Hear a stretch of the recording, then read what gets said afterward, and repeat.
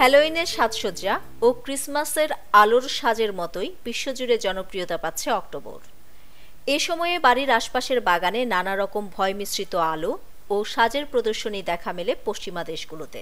তবে এই শরতে প্রকৃতিও নিজস্ব এক অসাধারণ প্রদর্শনী উপহার দিচ্ছে পৃথিবীবাসীকে, যেখানে উত্তর গোলার্ধের মানুষরা একটি নয়, দুটি ধূমকেতু বাড়ির উঠান থেকেই দেখতে পারবেন বলে প্রতিবেদনে লিখেছেন প্রযুক্তি সাইট স্ল্যাশগিয়ার।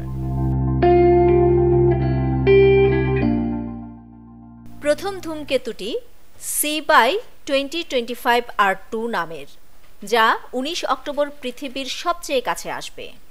পৃথিবী থেকে প্রায় 3,86,00,000 কিলোমিটার দূরে থাকবে এই ধূমকেতু। গত মাসে এই ধূমকেতুর খোঁজ পেয়েছেন একজন শখের তারাবিজ্ঞানী ভ্লাদিমির বেজুগলি। গত মাসের শেষ দিকে এটি প্রথম দেখা গিয়েছিল পৃথিবীর দক্ষিণ গোলার্ধ থেকে। এখন উত্তর গোলার্ধের মানুষরাও এটি দেখার সুযোগ পাচ্ছেন।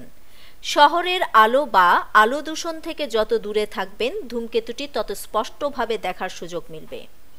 সূর্যাস্ত যাওয়ার প্রায় 1 ঘন্টা পর দক্ষিণ পশ্চিম আকাশের দিকে তাকালেই এটি দেখা যেতে পারে।